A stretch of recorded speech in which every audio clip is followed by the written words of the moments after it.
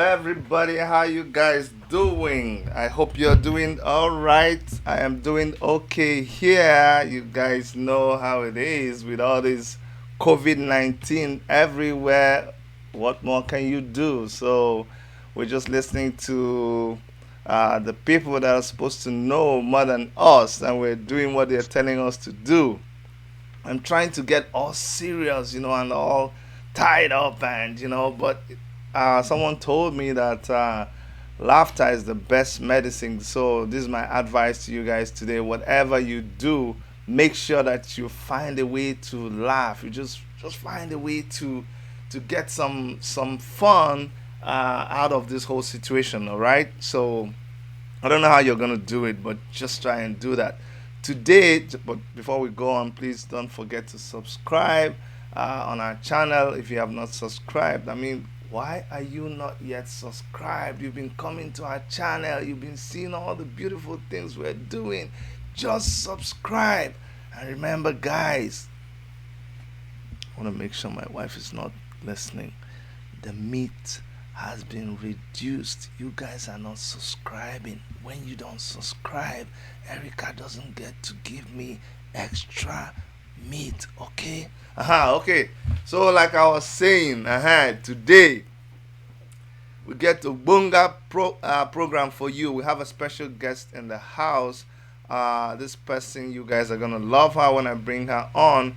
She is a radio host, and she is a veteran of the U.S. Army.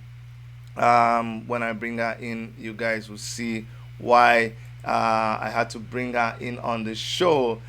She's no other person like Maggie Rose. Now, this is the time you guys are supposed to start clapping. You're supposed to start clapping. Say, hey, Maggie, Maggie, Maggie, Maggie.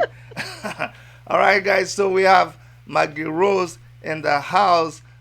Maggie, it's such a pleasure to have you on the show today.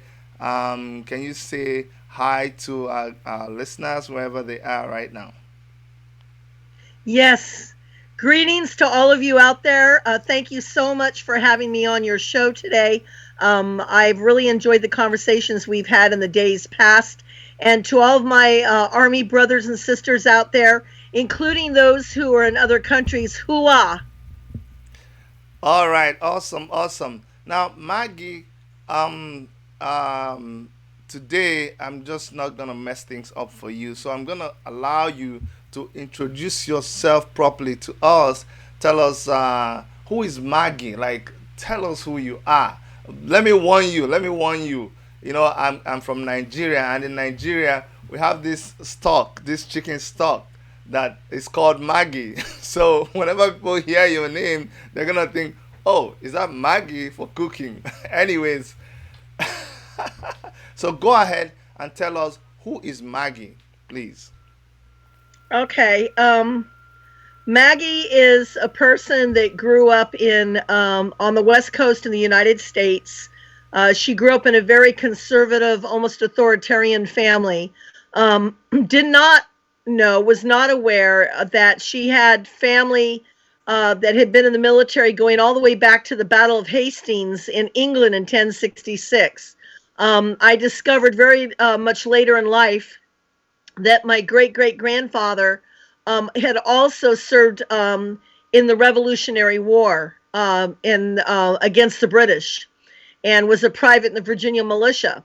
I grew up in a family of five kids. I was the oldest of five. I had three brothers.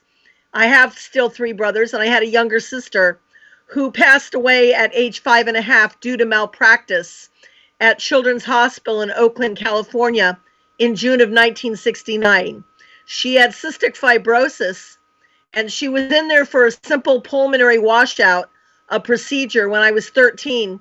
And due to malpractice and a nurses' strike with the California Nurses Association at the time, she ended up dying in the hospital in my mother's arms. This, along with having a godmother from Scotland that had been a nurse, um, inspired me to go in the medical field in the Army. And I volunteered for Vietnam in 1974 as a combat medic as we were pulling out of Vietnam. and I ended up being rerouted to Southeast Asia to South Korea. And I was in South Korea, both right near the DMZ and all over country when Vietnam fell. And so many of the people alive and those not live that were being brought back in body bags came through Korea on their way back home to the United States. So that was kind of my early experiences with the military. I ended up being stationed in Monterey at Fort Ord, California, where I ended up being married and giving birth to my first child there. And I ended up staying in. Well, at that time, when I finally got out, I went to the reserves and then National Guard and back to the reserves again. With another year and a half of active duty, I became a licensed nurse. And I ended up finding myself out of the military after 28 years. And they called me back in a few years ago, and I did numerous more years in the military, including about 4.5 years of active duty.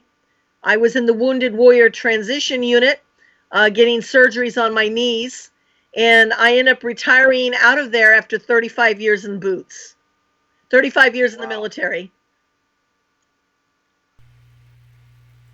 Awesome. Wow, wow. That's a lot from one person. Um I heard you talk about Vietnam. Hold on, I have a picture of you here. Tell us about this picture. What's going on in this picture? Okay, I'm going to have to wait till it comes up on my screen. Maybe you can describe it to me. Say that again. You're going to have to describe the picture to me because it's not coming up on my screen yet. Oh, okay, okay, okay, okay. So this is a picture of it's two people, and it's titled March 69. Yes. That was the last picture I took with my baby sister. She was 5 years old. She had just turned 5 in February. She was born on Valentine's Day, February 15th, 1964. And that picture was taken in March of 1969. What had happened was my dad, my second dad, he had also served in the military, and he liked to go adventuring. And he decided one day to take us to go camping. And I'll never forget the day that picture was taken. We found a spot on the coast off of California on the ocean, and he couldn't see any way for us to get down. It was a big, steep cliff. You can sort of see the wall behind us. And so he decided to take ropes and take everything down by rope to the beach, including my brothers and my mother and my sister and I. We all had to go down by rope, and it was not easy. Wow. And we got down to the beach, and that night we put our sleeping bags. You can see my sister and I are sitting on a log that had rolled up on the beach. And we put our sleeping bags, on the beach that night. And of course, my father forgot that the tide will come in. Yeah. So we woke up with the water almost on top of us. And so we managed to put our sleeping bags up on top of the logs. And we spent the rest of the night there. Now, my mother, we have a joke in the family. She always liked to wear sandals everywhere she went, Yeah. sometimes even with heels. She used to be an actress. My mother was a model, and she's still with us. She's 85 years young today. Today is my mother's birthday. And she always wore sandals everywhere she went. So you can imagine trying to get this woman who's about 4'8" down a rope to the beach below, and getting all of our equipment set down there. Well, we put everything up on logs. We woke up that morning. My brothers were venturing around the beach. We saw a huge sea lion sitting off on a rock not too far from where we were. And my brothers went exploring. The two oldest of my three brothers, they came running back and they said, "Mom, Dad, there's a trail that is on the other side of around the wall here, and it leads right up into the road." So we knew that that was the way we were going to go back up to the car. My dad goes, "Oh no, we're going to go up the way we came." And my mother said, "No, we're not." So anyway, we ended up going on that trail and going back up to the car. That picture was taken of Marnie and I that month, March, right after she turned 5 years old. And we lost her 4 months later in June to malpractice. Oh my God, I can imagine how you must feel, looking at that picture now, but it's okay. I Yeah, know it God was the has last helped picture. you to work it out. Okay, what about this picture? Tell us quickly about this picture. Okay, Is yeah, it the you one? can't see it now, but it's gonna come up very soon. But it's a picture of you in uniform, and I don't. You should be able to see it very soon on the screen. But it's a picture of you in uniform, skirt, and long sleeve, and I think a purse hanging down on your left shoulder. I don't know if you're able to see the picture now. I know there's a little. That's probably a picture taken of me at Fort Jackson, South Carolina. I was in basic training in 1974, Hmm. and that was one of the pictures taken of me the day that I probably graduated from basic training in 1974. And again, Fort Jackson, South Carolina is right outside the town of Columbia. You walk out the gate of the Army base of Fort Jackson, and you ended up walking right into the town of Columbia. Now, I grew up in California where we had four towns around us. One town was Richmond, the other town was Pittsburgh, and not very far away was Oakland and Berkeley. We very rarely ever went to Pittsburgh. We never went to Richmond. And usually we would drive right past Oakland or Berkeley on the way to San Francisco. I had only seen people of color from the window of the car as we were driving. I had never had any interaction with people of any other culture, and I'm talking about Japanese, Hispanic, Black, or Afro American. I had never had any interaction growing up as a child.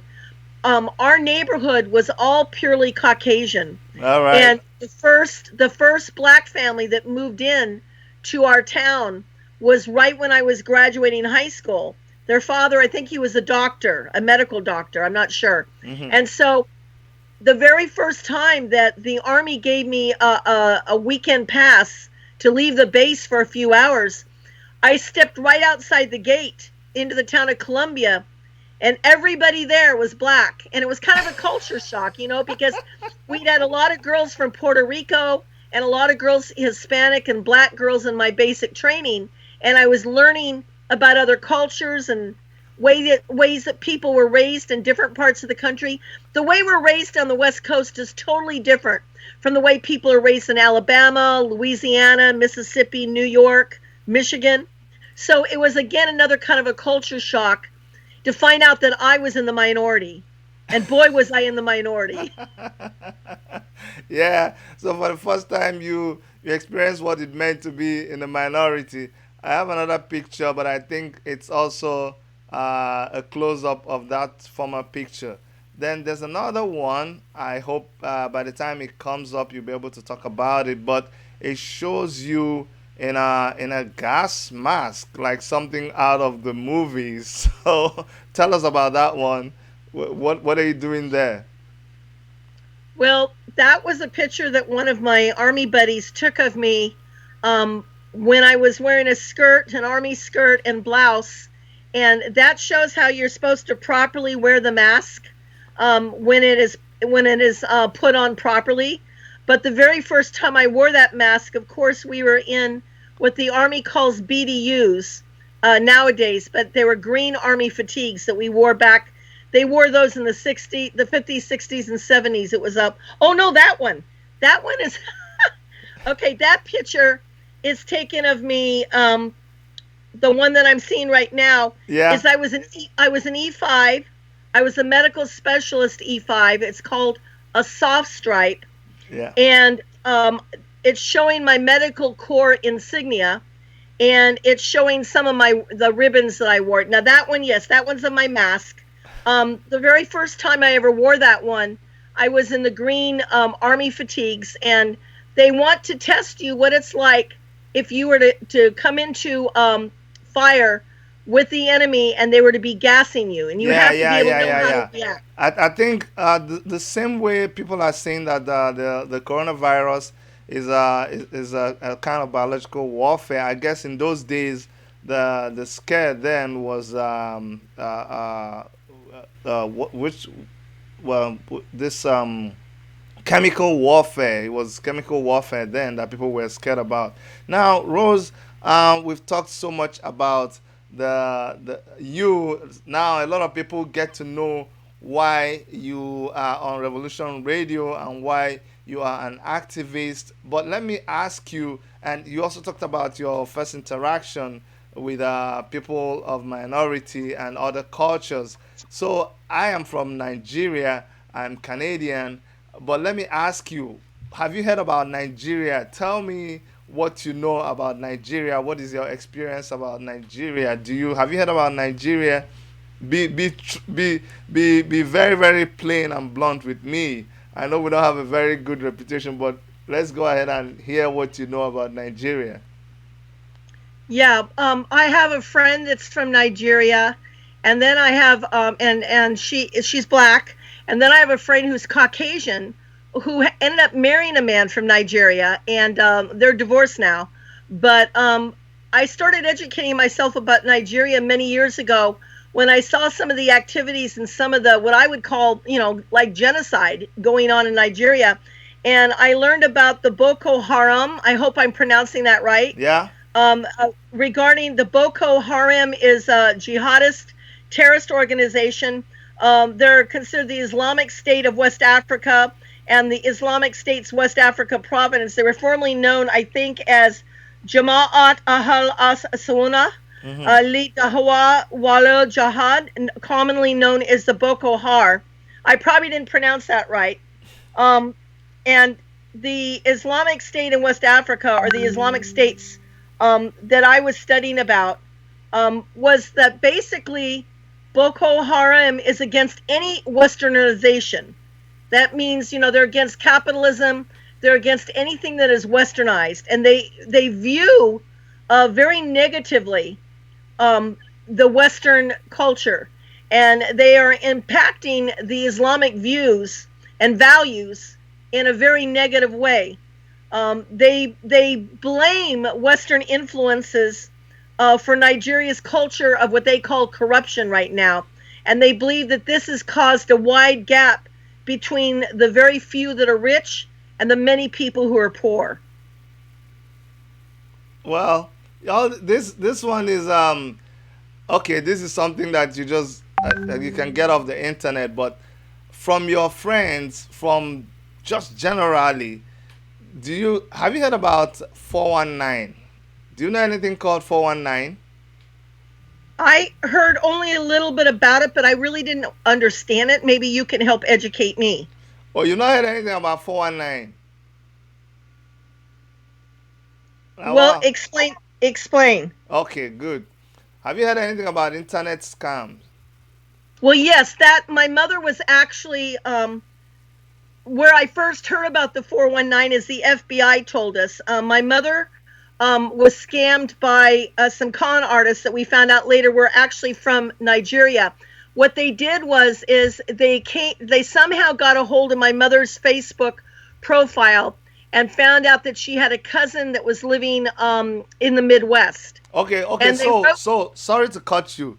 So that's what I was getting at because I know that almost 95% of Americans have heard about Nigeria, have heard about 419, know about scams that they call Nigerian scams. But one thing I want to let you know that probably 70% of those letters actually don't originate from Nigeria, but that's a story for another day. A lot of those things that claim they come from Nigeria don't actually come from Nigeria. I needed to hear you say this, and you said explain. Now, let me. This is an interview about you, but let me lay a background and a foundation that's going to help you with answering the next question. Okay? Actually, let me ask you, why do you think that a lot of whites, especially white women, get scammed?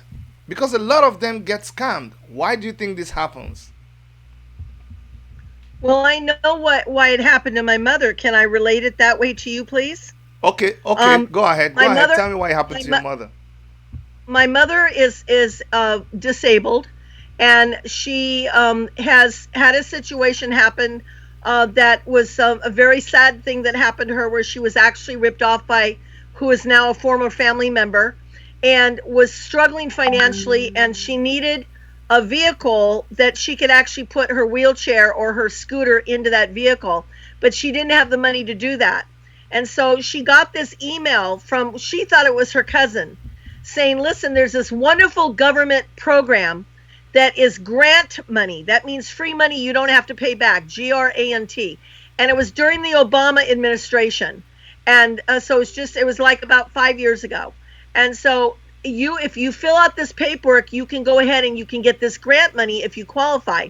Well, the person put up a picture of himself, what he said was himself, and about five other people standing with him. They were all Caucasian except one woman. She was Caucasian. They were all Caucasian. They were dressed in business suit, looking like they were out of Washington, D.C. And they said this was a group like out of Washington, D.C. that would be able to give you X amount of money if you could qualify for this grant money for medical expenses. Well, my mom came to us about this, and she said, look, they have to have somebody fly out to give me the check. They can't just send it to me, and they have to pay for their hotel and their plane trip and all this, but I have to come up with X amount of dollars. Well, my husband and I didn't feel very comfortable with this.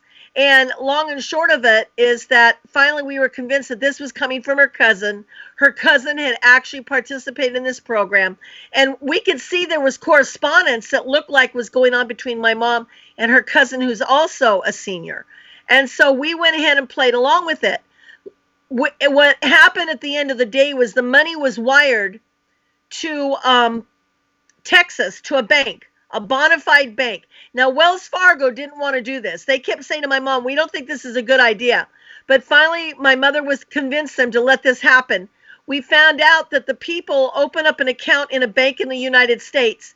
Once they get money put into that bank account, they close the bank account. And they do not have to go into the bank to close the bank account. They can do it from anywhere in the world. Now, what's happening, some of these scams are coming from Nigeria, but they have an IEP address that goes, let's say, to South America, which No, hooks no, up no. to another Let me. IP address. Okay, so that's in Canada. let me tell you. Sorry. So let me tell you something that from when I came into North America, I've observed, and this is why a lot of Americans get scammed. Okay, I'm not holding brief for anybody who is a scammer. Of course, just like every other person who breaks the law should take care of them. If you scam, you steal, you commit any crime, there is a law to take care of you. It doesn't matter whether you're Nigerian, whether you're American, British. I don't care. Okay, we're all under the same law. But the very reason why a lot of Caucasians and a lot of people in the developed world get scammed by people who come from Nigeria is this. Now, in your mother's case, I'm not going to use that as a perfect example, but most times when these letters come from Nigeria, they come telling you that there's somebody who left money in a bank account and blah blah blah. They died, but we need to get that money. But we need you to send us some money so that we can use it to do something to get them.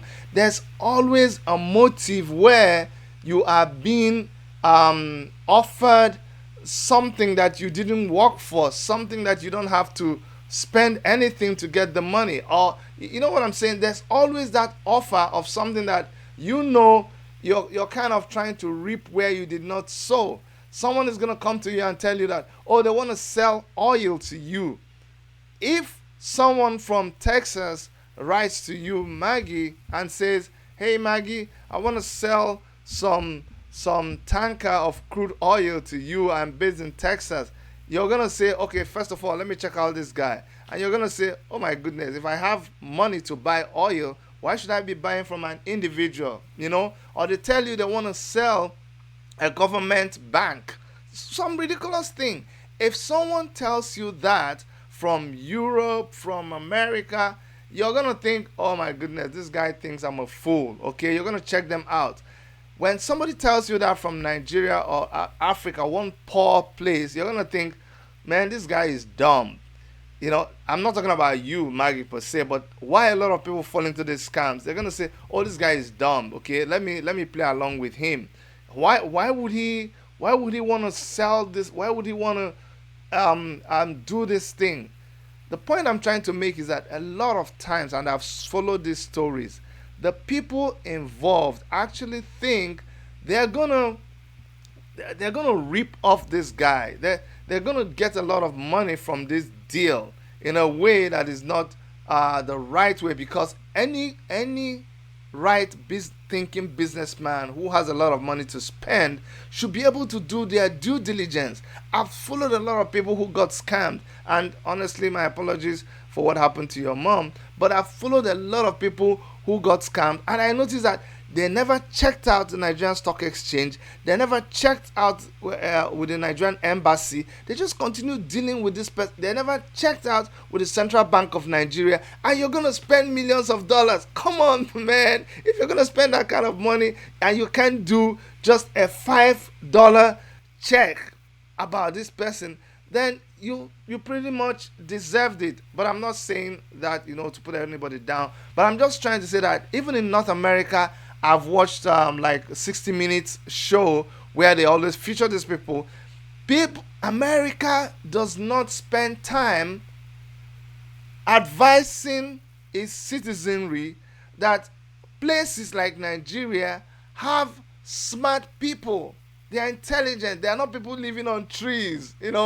People still think they are so timid. So when anything is coming from there, oh, the guy is just gonna sell their property, they're going to sell the government thing, I might as well just grab it from them, since they are stupid enough to be trying to sell that sort of thing.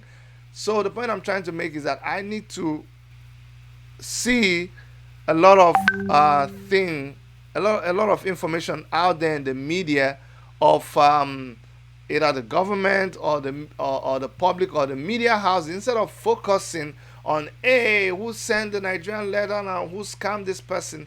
Advise people about the reality of life out there. That these guys, there are smart people there. There are people who are intelligent. When you just get that letter, don't think because it's coming from Nigeria, you are going to outsmart the guy. If it was to come from New York, if it was to come from Washington, you're going to be extra careful. They're going to be a red flag. But because it's coming from one remote area, and they normally, it's funny because I read some of the letters. They write the letters with funny English. They deliberately make mistakes in the email, and you think, oh, this guy doesn't even understand English. Anyways, that's what I think should be happening. That's what I really think should be happening, and maybe with that, a lot of people will not get scammed. You know what I mean? I think what you're trying to say is that sometimes people are either financially desperate or they're greedy, and so therefore they don't even question what is being sent to them. I myself received quite a few emails over the last 7 years from people stating that they were part of a wealthy family. They call it the Prince scam. They were from a wealthy family, or that their husband died and left a lot of money in this account, and please contact me, and if you help me get my money out of the U.S. bank, I will share part of that money with you. Anybody who gets one of those emails should know right away that it's a scam. And you're right, they're English. Whatever country they're coming from, their English is really bad. So it makes it look fun. I'll tell you, when I came here as an architect, my wife is also an architect. I went looking for a job, and I went to this architect's office. And when he heard I was from Nigeria, he said, "Oh, you're from Nigeria?" I said, "Yeah." He said, "Well, you know what? I got 2 people I'm supporting there. I'm paying their school fees and all that." I'm like, "Huh? Are you sure? Have you seen these people?" He said, "No, we've been communicating on the email. Actually, you know what? They connected me to a friend of mine who is working with an oil company in Nigeria, blah, blah, blah." I said, "Just stop. Have you sent any money?" And he goes, "Well, I said, "They don't send any money." I said, "No, Chidi, you don't understand. Long and short, The next time I was talking to him, he said, "Well, you know what, Chidi? The lady is gonna come in. Is gonna the lady is gonna fly out of Nigeria in about 2 days time, and then when the lady comes over to Toronto, she's gonna pay him back the money." Well, well, well. At the end of the day, I asked him, "Did the lady fly?" He said, "Well, she had an accident. She's in a hospital." I said, "Hold on a minute. Let me do this exercise with you." This is where I get so frustrated with you. I said, "Hold on. She told you she's in a hospital, right? Is she the one?" He said, "No, she's not the one. I told you she had an accident. So it's the people who rescued her from the accident who are sending the email because they got her laptop from the car when there was an accident." That's crazy. I said, "Have you called the hospital?" So I said, "What's the name of the hospital?" He says, "It's Airport Hospital." On the way to the airport, I said, "Google Airport Hospital in Nigeria. Is there a hospital like that?" We couldn't find any hospital like that. I said, "Okay, let's Google hospitals along the way." We found a couple of hospitals. We called. Nothing like that happened. Bottom line, they took his money. I told him, "Well, I told you." So a lot of people just deliberately allow themselves to get scammed. But let's get over with that. Do you know about Omoyole Showore? I read up a little bit about that a couple years ago, but I don't know what has transpired since. And I know that there was one gentleman that he was really fighting back against what was happening in Nigeria, and they tried to prosecute him, and he was arrested. And then at one point, he was free, and then they rearrested him again. But I would like you maybe to educate us what has happened since then. Oh well. You see the orange beret that I'm wearing.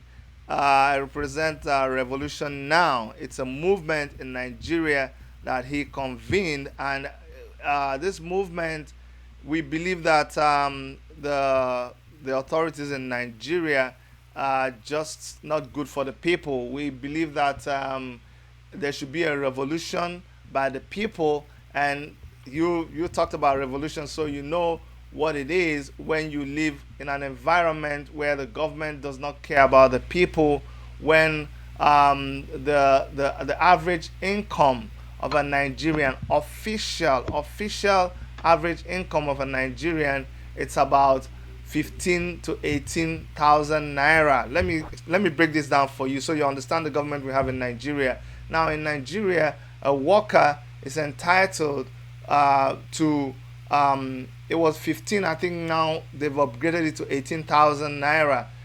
$100 is about 37,000 naira. $100 is 37 naira. Now, 37,000 naira. A worker makes 18,000. So let's say a worker makes about $50 a month in Nigeria. That's just saying it now.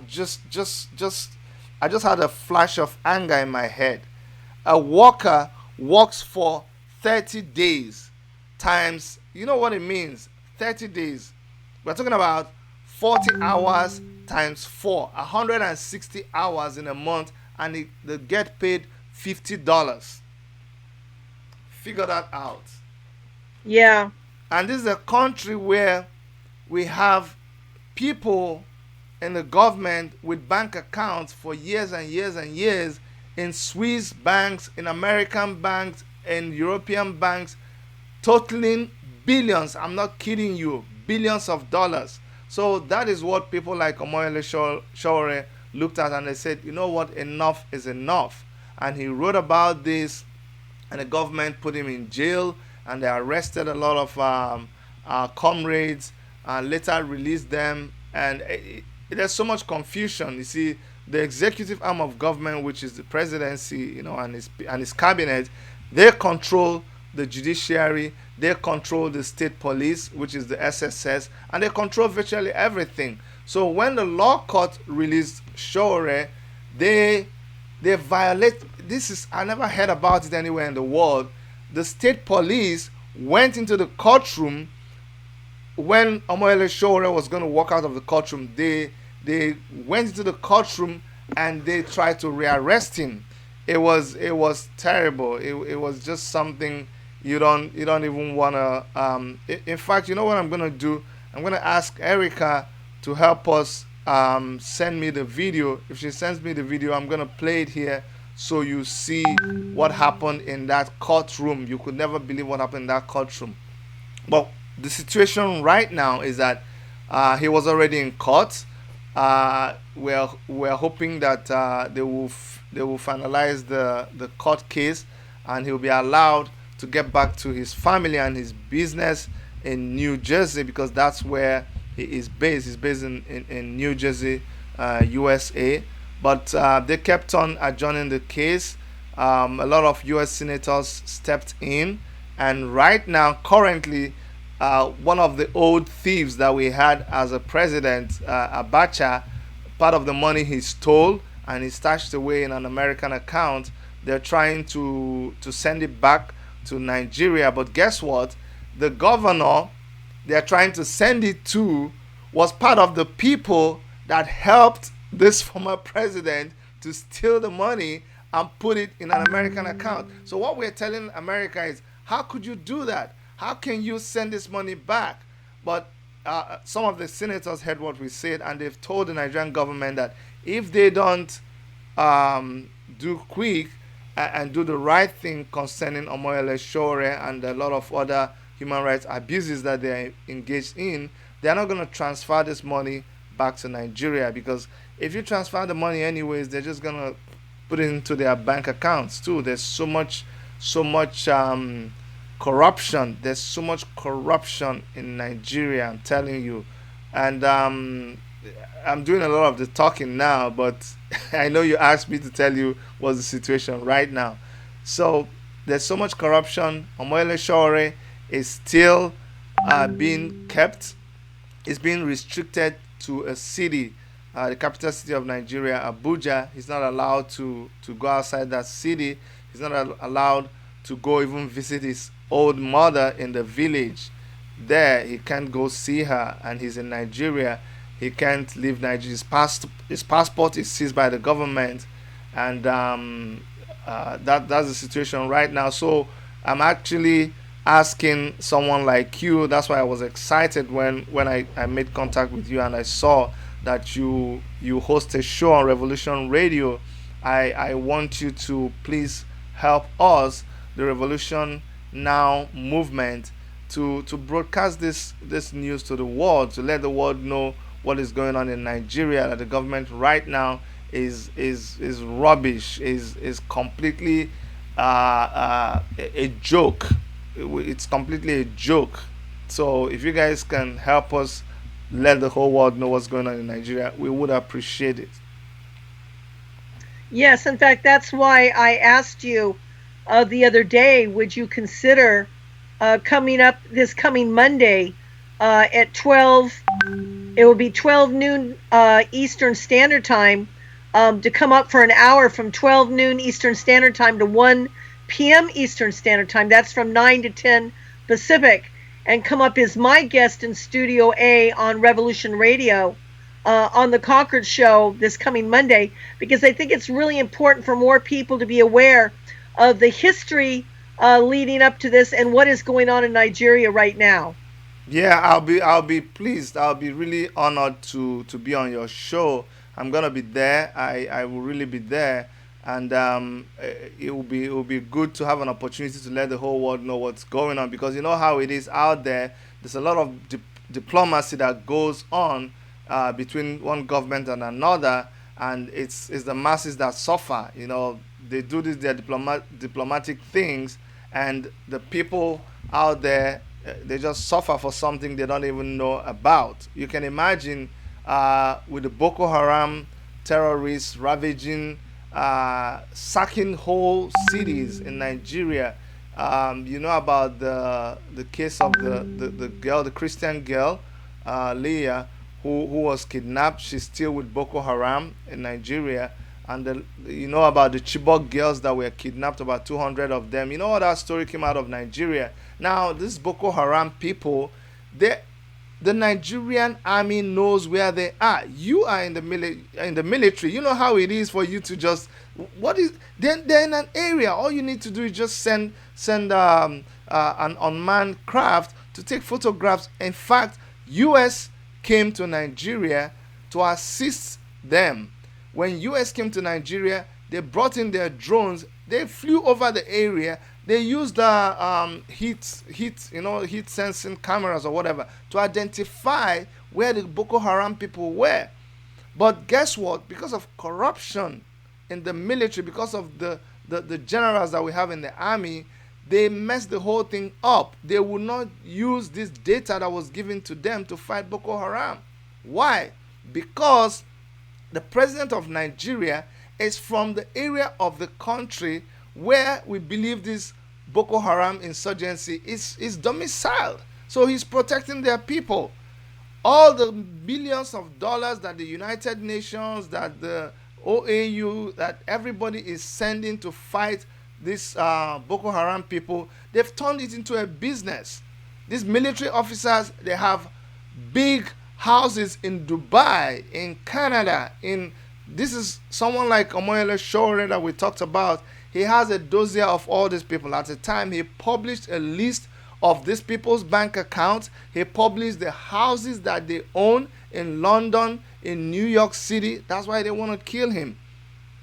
Now, every money that is sent to them to fight Boko Haram, they just turn it and put it into their pockets. I'll give you one other thing that is interesting.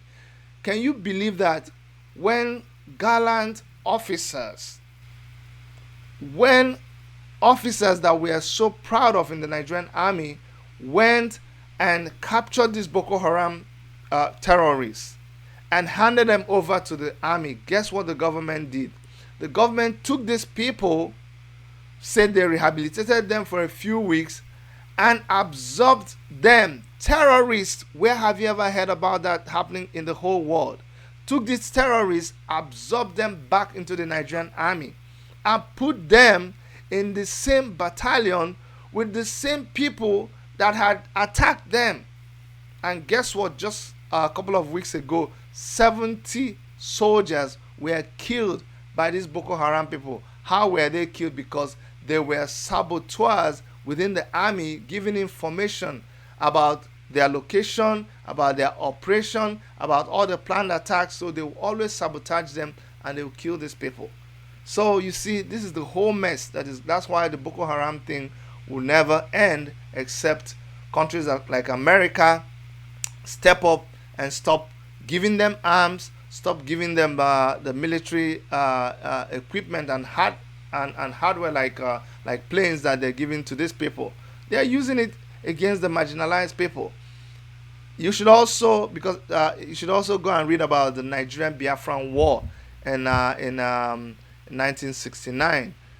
When you read that, when I'm on your show, I'm going to talk about the people of Biafra, and you should also read about the Biafran War because it's interesting. It happened around 68, 69. That's when I was also born. I was born in 1969, so it is something that is close to my heart. And I'm also from the region of Biafra, which is also fighting for their self-emancipation. They are fighting for the state of Biafra out of Nigeria. Anyways, I am looking forward to your show, and it will be an awesome time. Now, Rose, like I said, it's your interview, but I've done a lot of the talking, so I'm going to let you.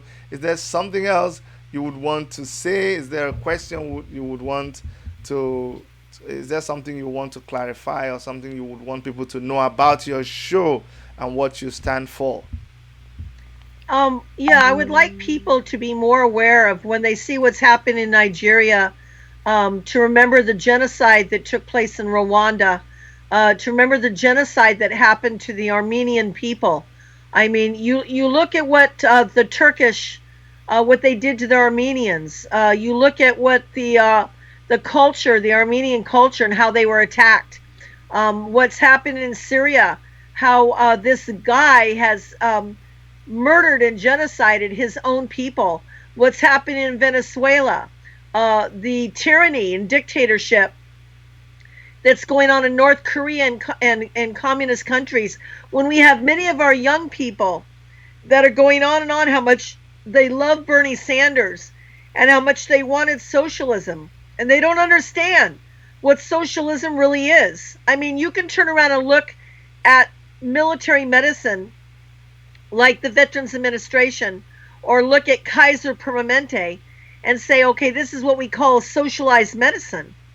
Many of us look at that as we earned our medical benefits to have medical. Whether you worked as a teacher in the teachers union and get medical for the rest of your life at a copay of $5 of medicine or $15 for a doctor visit, there's a difference between socialism in that regards and pure socialism. The pure socialism is a slippery slope into communism. There's Maggie, a can you fine put your line. camera down a little bit? What? Can you adjust your camera a little bit? We can't see all of your face. Is that better? Oh, take it. Oh, good, good, good, good, good. That's better. Okay. Yeah. So there's a slippery slope between pure socialism and communism. There's a fine line. And so when young people are yelling down with capitalism and they want socialism, they really don't have any idea exactly what that is, what that means. I call them, they're not always white boys and girls, but I say sometimes they're acting like angry white boys because they're so angry at society and their lot in life that they want to take it out on anybody and everybody. And one of the things that used to really gall me is the Antifa. I used to call it Antifa. My husband corrected me. It's Antifa. They say that it stands for anti-fascist. And yet what's interesting in states like Michigan or New York or Portland, Oregon, you see them marching in the streets and saying they're down with fascism. Excuse me. But when they see somebody coming towards them that's a Christian or carrying an American flag, or you see some people walking towards them carrying a Bible, an American flag, and peacefully protesting without committing any insult or injury to public property or other people, and the Antifa, starts doing the physical attacking, spraying people with bear mace, taking baseball bats and breaking windows, and they're shutting down or trying to shut down the freedom of speech, the freedom to peacefully assemble, which is one of the rights, God-given rights that we have here in the United States, where we should be allowed to peacefully assemble. They are becoming the very fascist that they say they're standing up against.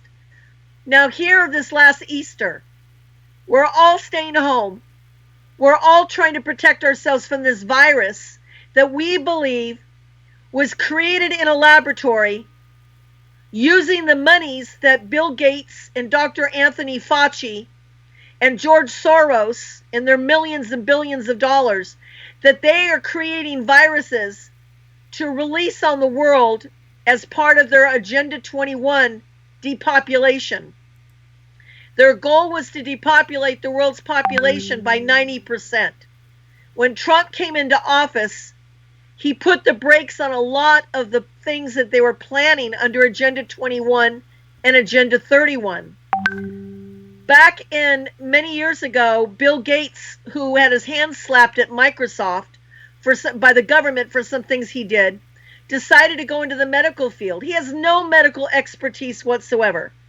In my field, in the medical field for 40-something years, and working in medicine, I have a lot more medical experience in one little finger than he has on a piece of paper. And what he did is he was warning us that some big pandemic was going to come.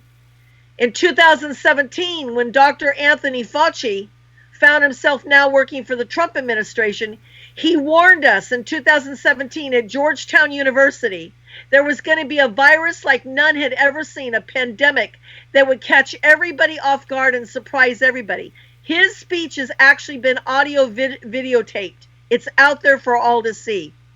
We believe that Dr. Fauci, Bill Gates, George Soros, along with that doctor at Harvard who was recently arrested with two of his employees, one who was still a lieutenant. She was still a lieutenant in the Chinese army, that they released this virus upon the world.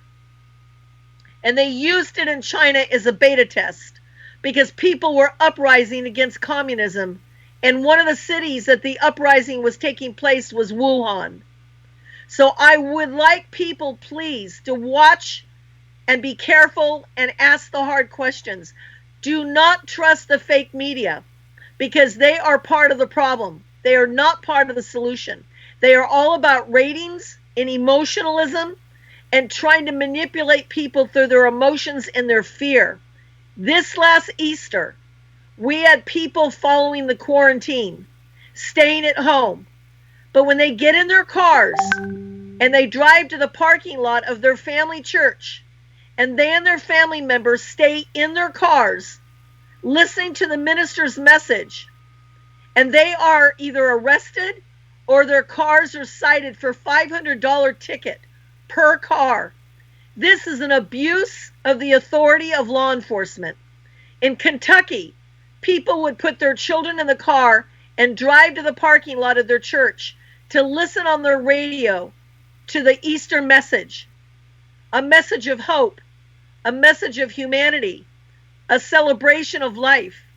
And they found that state troopers were walking from car to car, putting a $500 ticket on each car. This is abuse, this is tyranny, and this is using this virus to control the masses. And this is wrong. All right, Rose. So, thank you so much for that. I'm just gonna leave it there, uh, and I will look forward to talking more about the issues, even concerning the COVID-19. What's your last word to everyone who is going through this COVID-19 coronavirus? Message of hope and advice as we begin to round up. Be very weary of what you're being told. Question if they try to start doing mass evacuation vaccinations. Question it because already up in state of Washington, children are being given the microchip as a convenience rather than parents sending their kids to school with lunch money and having a bully take that lunch money away from them. The children have money put into their lunch or breakfast account and they have a microchip in their hand and they wave their hand under a machine and then it docks off how much money their breakfast or lunch cost. They have the ability now to give us vaccinations and have microchips in those vaccinations and you would not even know that you're being tracked. So I would question anything that the government tries to tell us that we have to do. Like Bill Gates is suggesting not renewing our driver's licenses unless we take a microchip or unless we take a certain vaccination. And this again is goes against everything that we believe in. And so I would just suggest that people do not do things for what they call convenience. Stand up against the tyranny. Stand up against the New World Order. Look at countries like Nigeria and Venezuela and North Korea and China and what happened to those people in the Armenian cultures, and understand that genocide is part of what has been going on this planet for many, many, many years. And we need to be aware now, and we need to stand up for our brothers. People in Canada are aware now of what's happening. They warned us about Obamacare. They said, you do not want Obamacare. They were right. Look what it got us. So I'm asking for people to educate themselves and to read more and pay more attention and be able to understand what is fake from what is reality. There's no such thing as a stupid question. People are just too lazy sometimes to do the research and ask those hard questions. Thank you so much for having me on. I hope you'll be on with us on Revolution Radio, Studio A next week at 12 p.m. to 1 p.m. Eastern. And thank you again for having me. Thank you so much, Maggie Rose. It's been a pleasure having you. And when next we call you, please make sure that you answer to our call and you honor us with your presence. Thank you so much. Bye bye now. Bye bye. All right, guys. So that was oh, okay. Sorry about that. So that was Maggie Rose of Revolution Radio, She she was our guest for today's program, and we are we are free and fair, and we allow people to express their views and their opinions. But we also like to add that the opinions expressed by our guests on our program are entirely that of our guest. Okay, it does not represent our opinion as a corporate entity. Okay, I'm just gonna leave it there. Everybody's entitled to their own opinion, and she has expressed her own opinion. I'd like at this point to thank every one of you who have stayed with us through this program. I hope you enjoyed it. I hope you learned something.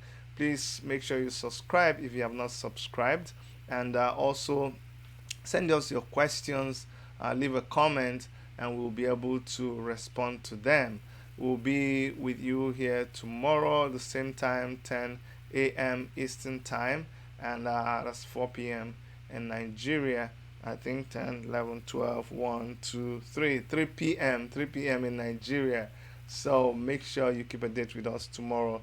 And like always, from all of us here in the Toronto studios of Worship Media, this is Chidi saying, please stay safe and we love you all. Bye bye for now.